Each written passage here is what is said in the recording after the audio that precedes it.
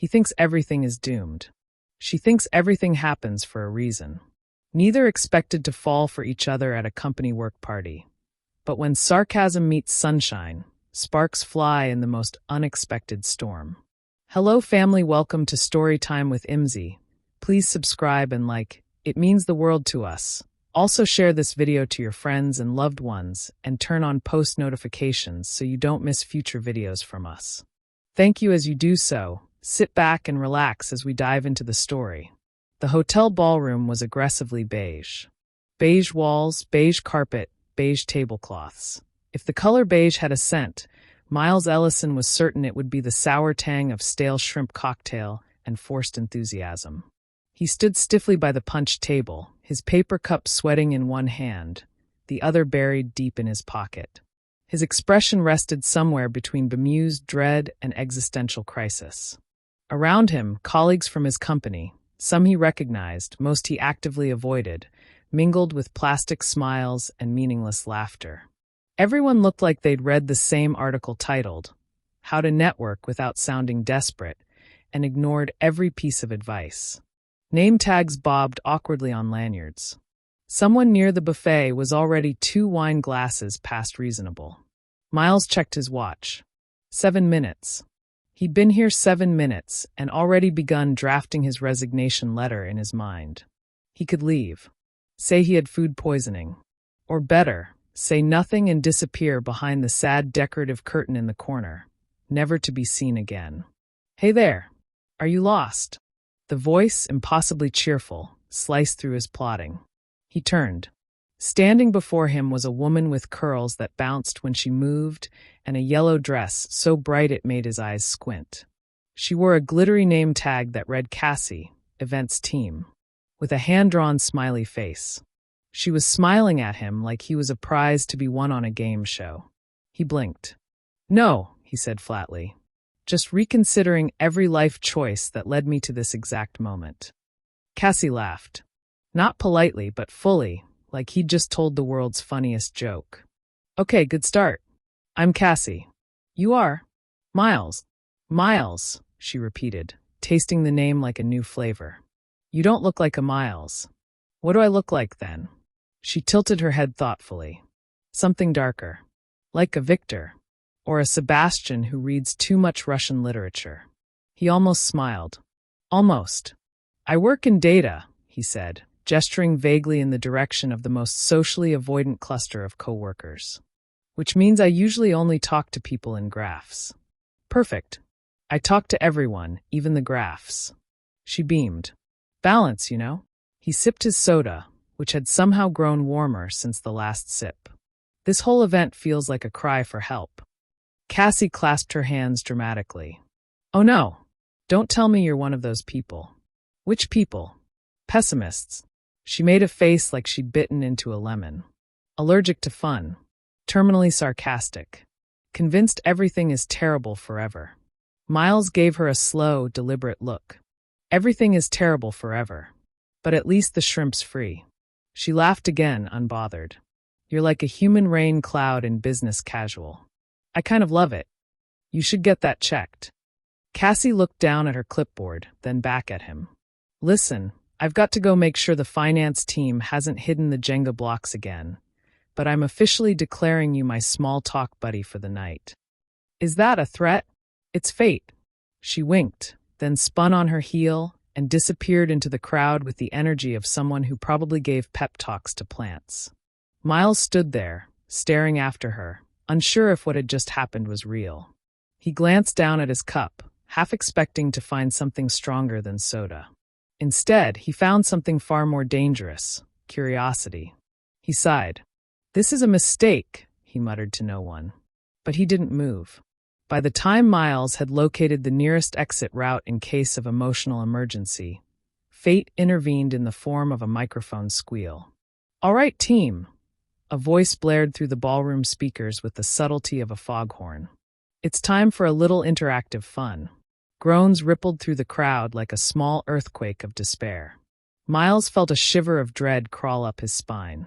A perky HR rep with a headset mic bounced onto a makeshift stage near the dessert bar. She wore a blazer that had clearly lost a fight with a bedazzler. "We're kicking off our corporate culture scavenger hunt. You'll be assigned a random partner from another department, and together you'll work to find 10 clues hidden around the ballroom. Each clue celebrates one of our company values."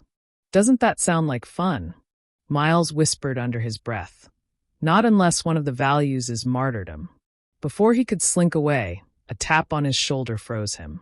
"Guess who your lucky partner is?" came Cassie's voice, sweet and smug behind him. Miles turned, resigned. "Oh, come on. What are the statistical odds?" Cassie raised her clipboard with a flourish. "I may have slightly rigged the assignments." "You're welcome." He stared at her. "You cheated? For this?" She smiled brightly. "I believe in maximizing workplace joy. Also, I think you might spontaneously combust if you were paired with Brad from marketing. I am flammable under pressure." "Exactly." Before he could protest further, Cassie thrust a manila envelope into his hands. "Here's our clue sheet. And before you ask, yes, we have to complete it. And yes, there's a prize. Is it a swift and painless death?" Cassie ignored him and scanned the first clue. "I help people talk, but I never say a word." "What am I?" Miles rolled his eyes. "It's the communication bulletin board. Near the break room. Probably next to last year's expired potluck flyer." She looked at him, impressed. "Well, aren't you a little Sherlock when you're grumpy?" "I contain multitudes," he deadpanned. They set off across the ballroom, weaving through clusters of overly eager colleagues. Cassie waved at everyone. Miles tried not to make eye contact with anyone. She smiled at a woman from legal and offered a high five to a stunned intern. Miles muttered about OSHA violations when someone dropped a cupcake. They reached the bulletin board in record time. Taped to it was a clue written in Comic Sans, which Miles read aloud with pained clarity. "I bring people together in circles and usually smell like regret." Cassie's eyes lit up. The conference room, or the microwave. Same difference. 10 minutes later, they were laughing. Actually laughing. In the hallway outside the conference room, having just discovered that the next clue had been taped underneath a plastic fern. Miles had declared the plant the saddest living organism in the building. Cassie had responded by naming it Kevin and promising to water him. "Okay," she said, reading the next clue. "I hold more secrets than HR's inbox." "What am I?" "Janet from payroll," Miles replied instantly. Cassie snorted. "You're terrible." "I'm realistic." "That's different." As they moved to the next station, Cassie bumped her shoulder against his. "Not hard, just enough to be noticed. You know, for someone who clearly hates all of this, you're pretty good at it." Miles shrugged. "I adapt under duress." "No," she said, smiling. "You're just funnier than most people give you credit for." He didn't respond right away. Instead, he looked at her. The yellow dress, the clipboard, the joy she wore like a coat she never took off, and wondered how someone could be so unbothered by all the things that pressed on his ribs like bricks. Then he said, softly but sincerely, "You're not as annoying as I thought you'd be." Cassie clutched her heart. "The romance begins." He rolled his eyes. "That wasn't a compliment." "Oh, I'm counting it as one." They continued on, clue after clue, opposites orbiting each other in chaotic harmony. And for the first time in a long while, Miles didn't want the night to end. They should have taken the stairs. Cassie pressed the elevator button with her usual, excessive enthusiasm. Miles leaned against the opposite wall of the hallway like someone preparing to be disappointed by gravity itself. "We could just walk," he said. 2 floors. Good for the heart. Burns the will to live. Cassie arched a brow at him. "We just ran around a corporate ballroom solving riddles about workplace synergy. I think we earned the right to be lazy." The elevator doors slid open with a tired wheeze, as though the machine itself resented being summoned. They stepped in. Cassie hit the button for the lobby. Miles hit nothing, except perhaps a new personal low. Halfway down, the elevator jerked, groaned like an ancient beast, and then, thunk. It stopped. Dead still. The lights flickered. Miles blinked once. "Well, that feels on brand." Cassie's eyes widened. She pressed the button again. Then again. Then every button. Nothing. The elevator stayed silent, humming softly like it was meditating on its life choices. Okay, she said slowly. This is fine. Totally fine. These elevators are old, but they always kick back in. Right. Miles looked up at the emergency light, already flickering. Or we die here, slowly and ironically, surrounded by corporate motivational posters and stale oxygen. She gave him a sharp look. Don't say that. I'm just preparing you for the inevitable. Miles, we are not going to die in a Marriott elevator. Technically, he muttered. It's a Radisson. Cassie reached for the emergency call button. A robotic voice greeted them. Thank you for your patience. A technician has been notified. See, she said. Everything is under control. Right. All we have to do is wait in a metal coffin suspended by century-old cables. Should be a breeze. She plopped down cross-legged on the elevator floor. If we're going to be stuck, we might as well be stuck sitting. Miles hesitated. His first instinct was to stand, arms crossed, like a man awaiting trial. But eventually, grudgingly, he lowered himself beside her. Cassie leaned her head back against the elevator wall. Okay, morbid cloud, we're doing this. Tell me one thing that actually makes you happy. Miles squinted at the ceiling. Rain. Silence. Overcooked pasta. She laughed. Overcooked pasta? Yeah. It's soft. Predictable. Unlike, say, elevators. She looked at him sideways. You're serious. I'm always serious. It's a curse. She chuckled and nudged his shoulder lightly. Fine. I'll go. I love when people laugh with their whole body. You know, that messy, snorty kind that can't be contained. And lightning bugs.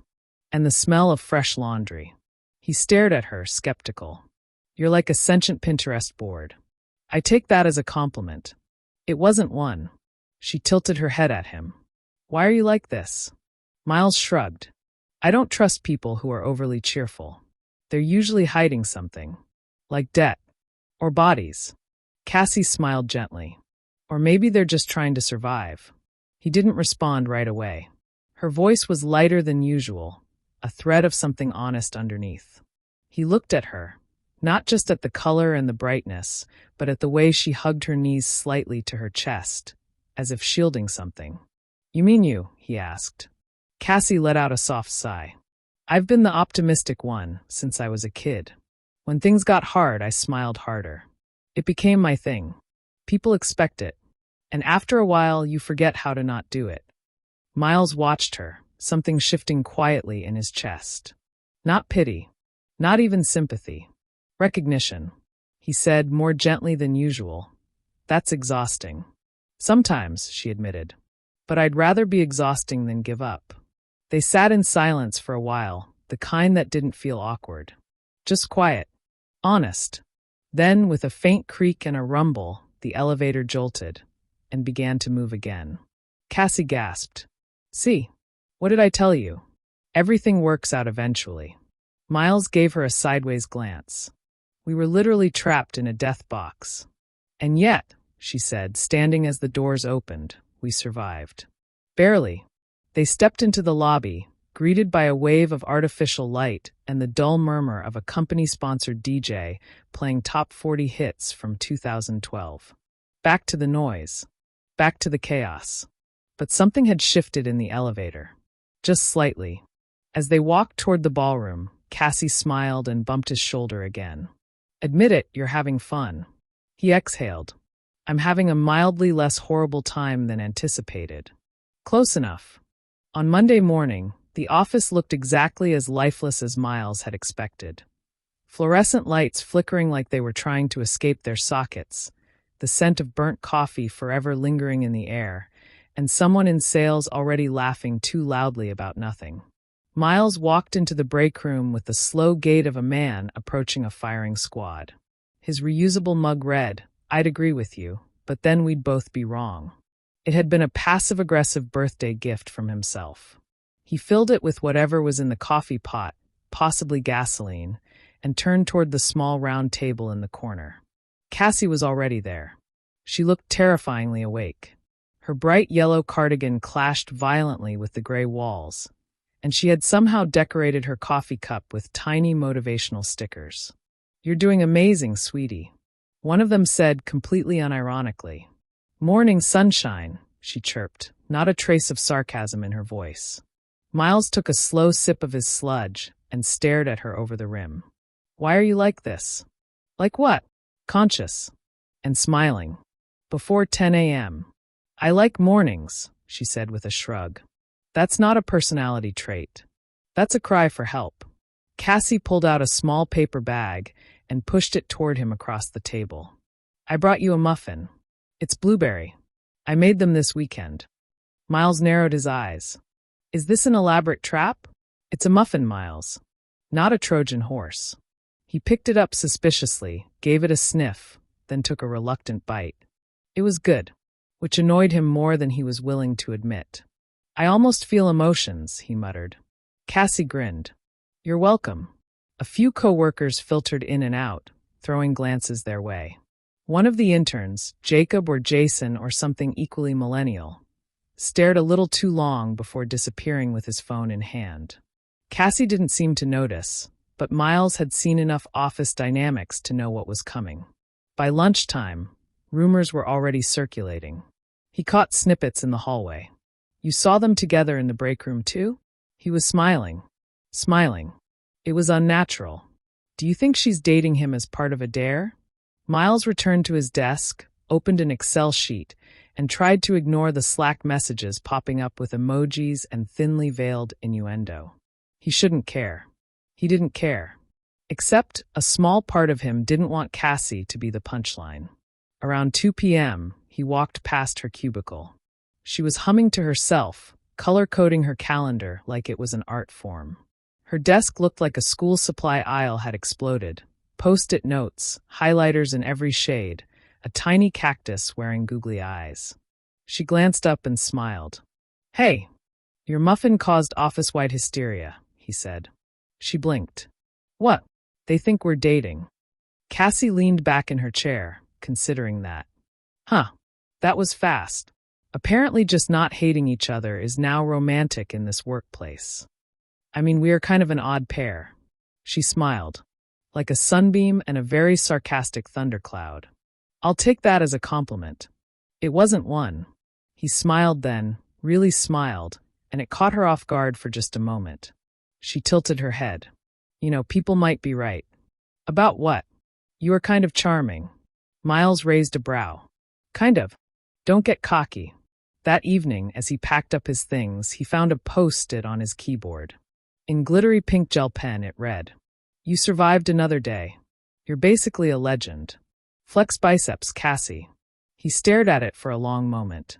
Then, with a sigh, he pulled out a pen, scribbled something on the back, and walked to her desk. She was still there, of course, typing furiously with a smile on her face like she was writing a love letter to the universe. He left the note face down and walked away without a word. Later, when she turned it over, it read, "Statistically, legends die young. But sure, let's tempt fate. M." And below that, in tiny writing, "P.S. Thanks for the muffin. It didn't kill me. Yet." Miles was halfway through mentally rewriting the company's quarterly report as a grim dystopian novella when Cassie's name popped up on his inbox with the subject line, "Cloud with rain, rain or shine, charity time, sun with face." He sighed before even opening it. "Hey you. This Friday, our department is volunteering at a local food drive and community fundraiser. There will be booths. There will be baked goods. There might be a petting zoo. Also, you promised, well implied, that you'd live a little. So I'm cashing in. Also, rain is in the forecast, which means you'll get to wear that look of weather-based doom you do so well. Please say yes. Or at least don't say, statistically speaking. Cassie Sun." He stared at it for a long moment, then typed back, "Fine. But if a goat eats my shoes, I'm billing the company." Friday arrived with gray skies and the soft warning rumble of distant thunder. Miles pulled into the community center parking lot wearing a raincoat that was more urban funeral than functional outerwear. The hood covered most of his face. His boots looked like something that belonged in a flood rescue unit. Cassie, on the other hand, was wearing rain boots covered in tiny suns and a windbreaker so brightly orange it could guide ships home in a storm. She was setting up a booth labeled, "Guess how many jelly beans are in the jar?" and humming to herself. "You look like the weather's personal nemesis," he called out as he approached. Cassie turned, hands on her hips. "You look like the storm one." He stepped under the canopy next to her. "I assume there's no escape plan?" "Nope," she said brightly. "Just free pastries and a dangerously competitive game of cornhole." Raindrops started to fall. Slowly at first, just a light sprinkle. Then more insistently, until the sound on the canopy was like applause. Cassie didn't flinch. She pulled her hood up and offered him a clear plastic poncho. He took one look at it. "If I wear that, I'll look like a sad human sandwich bag." "Exactly," she said, draping it over his head. They worked through the drizzle, handing out flyers, helping kids glue googly eyes onto popsicle stick animals, trying to keep the cookie table from collapsing under the weight of soggy enthusiasm. Cassie greeted everyone. Miles grunted at strangers with what passed for cordiality. And then the rain broke open for real, big, loud, unapologetic drops falling sideways. People screamed, scattered. Most ran for cover under tents and trees. Cassie just laughed. Then she stepped out from under the canopy, right into the storm. "What are you doing?" Miles called after her, incredulous. She spun around, arms out, face lifted to the sky. "Living a little," she shouted. Thunder cracked in the distance. He stood there, watching her turn circles in the rain like it was a gift. And maybe it was to her every drop, every laugh. She wasn't trying to ignore the storm. She was inviting it in. He hated how much that moved him. Still grumbling, he stepped out from the safety of the canopy. His hood sagged. His boots squelched. His glasses fogged instantly. Cassie's eyes widened as he approached. "You're in the rain. Someone has to supervise your poor decisions." She grinned and grabbed his hand, just for a moment, and spun them both in one slow, ridiculous circle.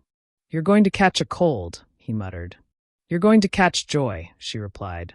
He barked a laugh, short and surprised. "God, you're so annoying." "And yet," she said, tilting her head, "you're here." And he was, soaking wet, standing in the middle of a community parking lot, next to a woman who radiated light even in a thunderstorm. Something cracked inside him, soft and silent. Something that hadn't shifted in a long time. He didn't say anything about it. But when she reached for his hand again, just casually, lightly, he didn't pull away.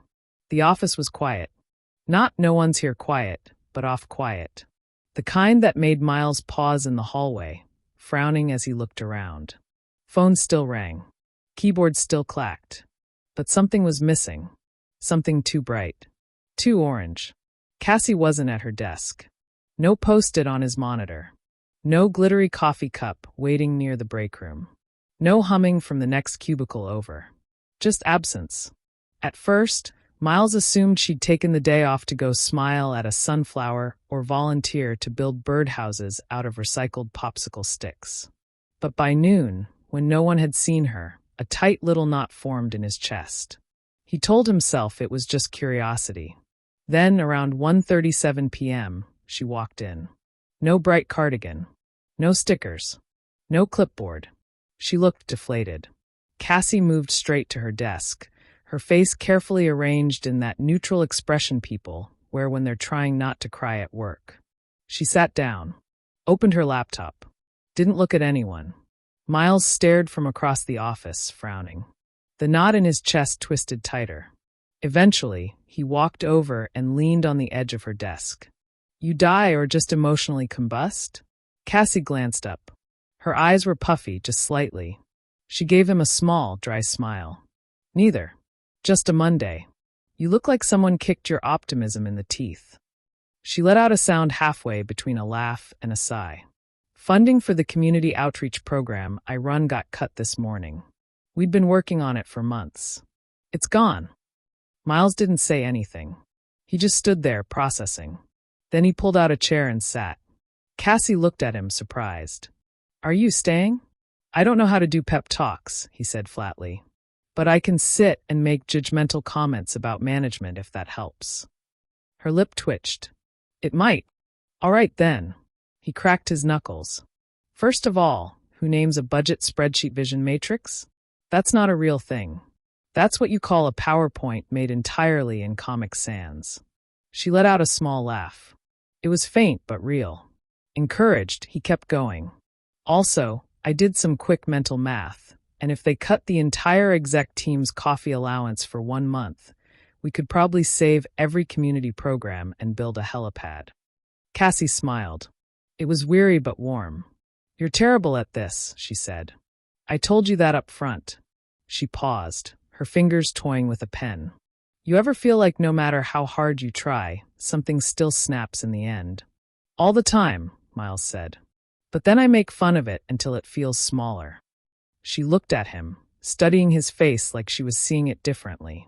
And does that actually help? No, he said. But at least it pisses off the void. Cassie laughed again. A real laugh this time, the kind that made her shoulders shake a little.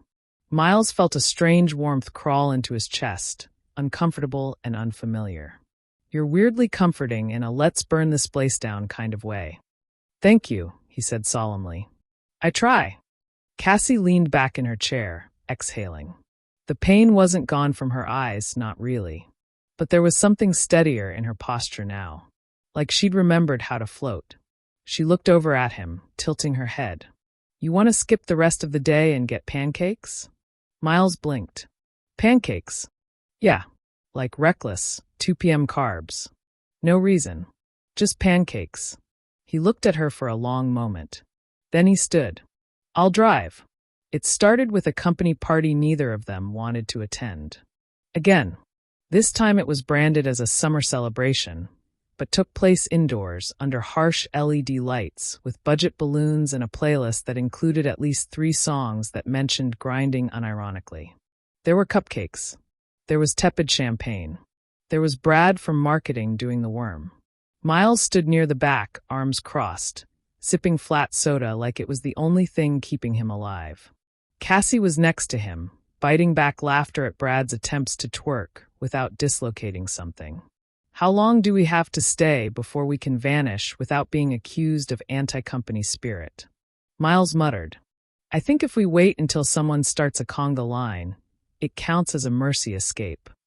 Deal. 10 minutes later, they were in the parking lot. 10 minutes and one unspoken agreement that they didn't need this kind of noise to feel alive. The air outside was heavy, thick with the weight of an impending storm. Streetlights glowed a little too bright. Clouds rolled overhead like a warning. They stood by her car in comfortable silence, the kind that had become normal between them. Cassie tilted her face up to the sky. It's coming, she said softly. Miles followed her gaze. Figures. Even the weather has bad timing. Cassie glanced at him. Want to walk a bit before it hits? He didn't say yes. He didn't say no. He just fell into step beside her. The sidewalk glistened with the remnants of a misty drizzle. The breeze picked up, lifting her hair slightly as they walked past shuttered shops and the glow of a diner window. They said nothing for a while.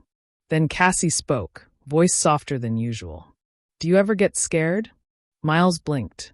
Constantly. I just wear it like sarcasm. She smiled at that, but it didn't quite reach her eyes. I get scared that one day the brightness won't be enough, she said. That one day I'll wake up and the world will just be too loud. Or too quiet. Or I'll be too tired to care either way. He stopped walking. So did she. I know that feeling, he said. Except it's the opposite. I wake up expecting the worst. Every day. And when something doesn't go wrong, I don't feel relief. I feel suspicious. Cassie laughed once, short and breathy. We're a real ray of sunshine together. The wind shifted. Rain started falling, not politely, but all at once, sharp and fast. They ducked under the awning of a closed bookstore, barely squeezing in. The air smelled like wet pavement and something unspoken. Cassie wrapped her arms around herself, shaking off drops. Miles stared at the rain. Then, very quietly, he said, I think about you more than I should. Cassie turned to him, eyebrows raised slightly. You're Persistent, he went on. And loud. And unreasonably positive. You make jokes at 8 a.m., and you smile at strangers, and you name office plants. And I've spent every day trying to figure out why I don't hate it. She stepped closer, just enough that the space between them became undeniably deliberate. I think about you too, she said. More than I should. And you drive me crazy. You're cynical and cranky and allergic to compliments. But you see things I miss. And you say what no one else says out loud. The rain picked up, clattering against the awning. For a moment, neither moved. Then Miles reached up, brushing a wet curl from her face. This is probably a terrible idea, he murmured. Cassie smiled, just barely. That's how you know it's worth it. He kissed her. Not dramatically. Not perfectly. Just honestly, like two people who'd found balance in chaos, light in shadow. Like opposites not clashing, but clicking into place. The storm roared on. They stood together, drenched and defiant beneath it. And for once, neither tried to run from the rain. 2 weeks later, the office was still buzzing. Not with work, but with whispers. Apparently someone had seen them. Cassie and Miles. Outside the summer party. Kissing in the rain like they were starring in a made-for-TV rom-com with a suspiciously high production budget. Rumors spread like printer paper jammed in a copy machine. Loud, annoying, impossible to ignore. Brad from marketing had created a running tally on the office whiteboard. Team Thundercloud Red Heart Sunbeam. Days without a public snark-off, 3. Cassie had drawn hearts around it. Miles had changed the red heart to a sarcastic frown face. Balance. At first, everyone tiptoed around them, as if either one might spontaneously combust if asked something too personal. But by the 4th day, they were back to their usual chaos. Cassie popping into meetings uninvited with glitter pens and snacks, Miles trailing behind her with a mug that read, "I told you so." At lunch, they sat together. Cassie brought quinoa salad. Miles brought chips and something that resembled a war crime in a Tupperware. "Cassie, if you die from optimism," he said between bites, "do I inherit your color-coded Google Calendar?" "You'd ruin it within 48 hours, she replied without looking up. "And no one wants to see your entire life planned in grayscale." That night, they walked to the corner cafe after work. Cassie ordered tea with too much honey. Miles ordered black coffee and glared at the barista until he got a free biscotti. They sat outside. The air was warm. Peaceful. Cassie leaned on the table, propping her chin in her hand. "So, be honest, what's the most surprising part of all this?" Miles didn't look at her right away. He watched a couple walk by, holding hands and sharing a laugh he couldn't hear. Then he said, "That I didn't ruin it the second I realized I liked you." Cassie blinked. "You thought you would?" "I usually do," he said. "Sabotage. Withdraw. Panic. But with you, I just keep showing up." She smiled, soft and open. "I never expected you to be perfect," she said. "Just real. And you are. Excruciatingly so." He chuckled. "I'll try not to take that as a compliment." They sat in silence for a moment, sipping drinks. Then Cassie said, "Do you want to come over tonight?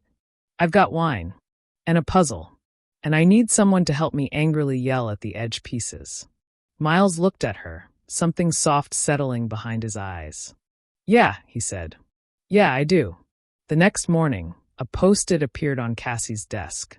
"Edge pieces are the worst. So are people who hoard them. But I like you anyway. M." Later, a reply appeared on his chair. "You're getting better at this whole human connection thing.